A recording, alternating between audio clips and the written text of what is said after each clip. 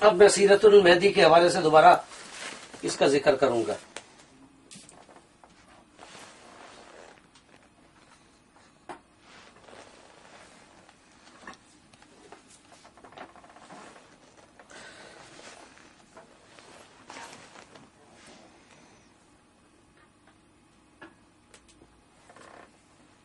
مرزا قادیانی کی آنکھیں بند رہتی تھی ہمیشہ۔ پہلے میں نے بتایا کہ یہ جوتا کس طرح پہنتا تھا، بٹن کس طرح لگاتا تھا، وغیرہ وغیرہ۔ اب ذرا یہ اندازہ لگائیے کہ اس کی آنکھیں بند رہتی تھی ہر وقت۔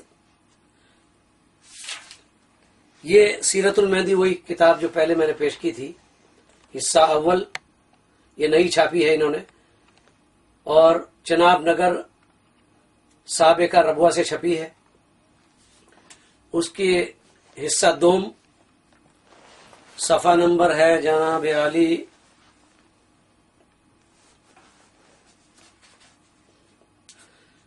363، 363 یہاں سے شروع ہوتا ہے، اور پھر یہ دوسرا صفحہ جاتا ہے ادھر 364 پر۔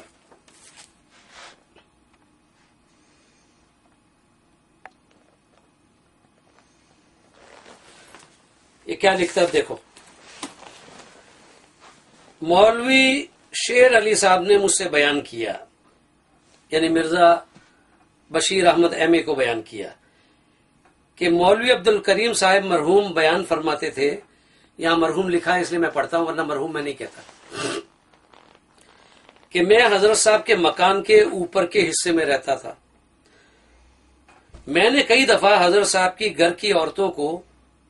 آپس میں یہ باتیں کرتے سنا کہ حضرت صاحب کی تو آنکھیں ہی نہیں ہیں، ان کے سامنے سے کوئی عورت کسی طرح سے بھی گزر جائے ان کو پتہ نہیں لگتا۔ وہ ایسے موقع پر کہا کرتی تھی، وہ ایسے موقع پر کہا کرتی ہیں کہ جب کوئی عورت حضرت صاحب کے سامنے یعنی مرزا قادیانی کے سامنے گزرتی ہوئی خاص طور پر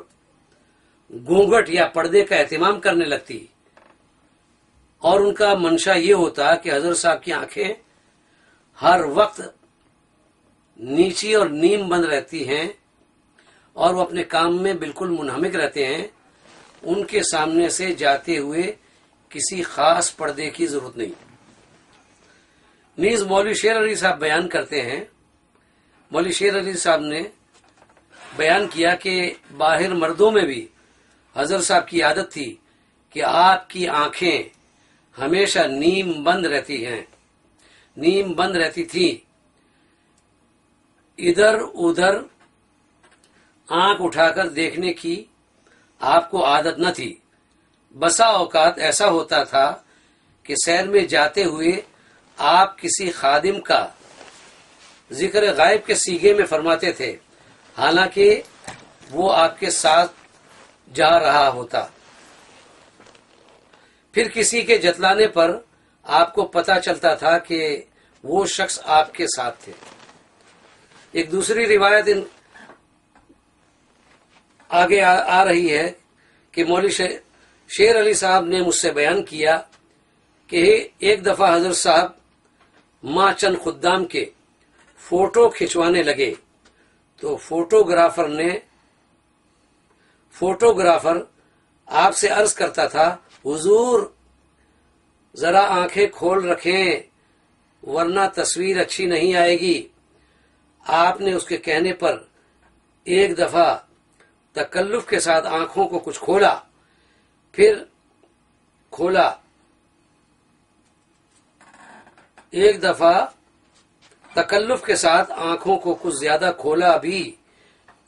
مگر وہ پھر اسی طرح نیم بند ہو گئی۔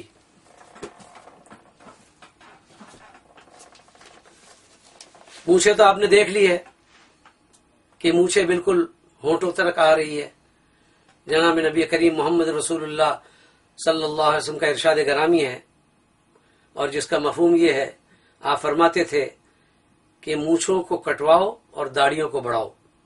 یہاں معاملہ یا معاملہ دیکھیں کہ مونچھیں بالکل ہونٹوں تک آ رہی ہے، بالکل آپ نے دیکھی تصویر ابھی، کتنا سنت پر عمل ہے،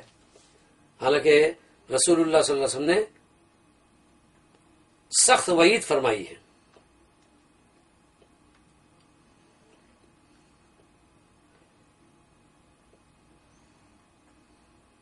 یہ ہے سنت پر عمل کا دعویٰ۔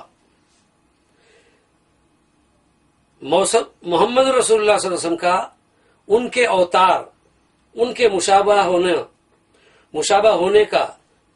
میں دوبارہ پڑھتا ہوں، محمد رسول اللہ کا ان کے اوتار ہونے، ان کے مشابہ ہونے، صورت و سیرت کہیں بھی مشابہت نظر آتی ہے؟ ذرہ بھی نظر نہیں آ رہی ہے۔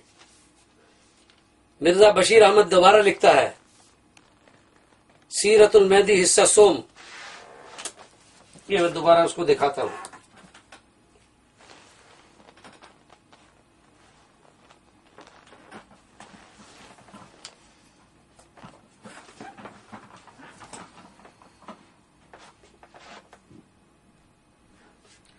یہ وہی سیرت المہدی ہے اور اس کا صفحہ ہے 540۔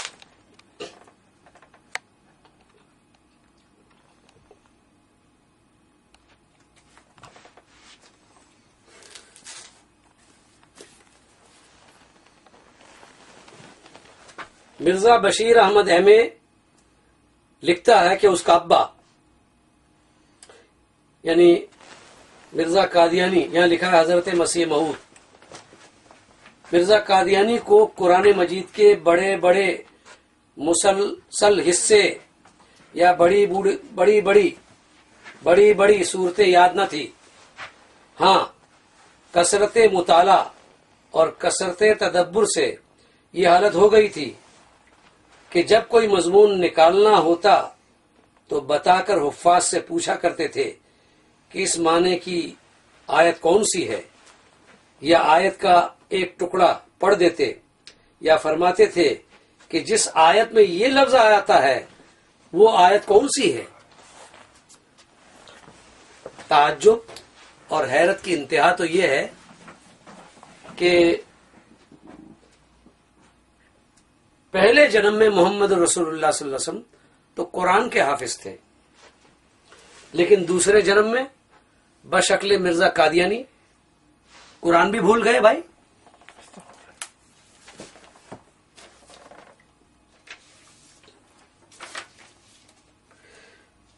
مرزا قادیانی کے متعلق مرزا بشیر احمد احمے لکھتا ہے کہ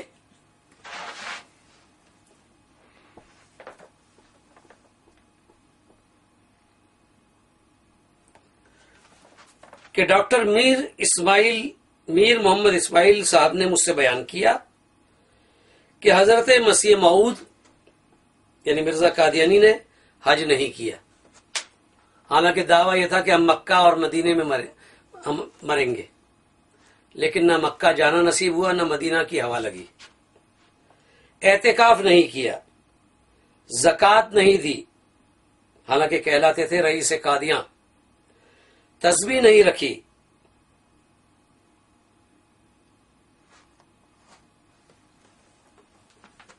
حالانکہ رسول اللہ صلی اللہ علیہ وسلم نے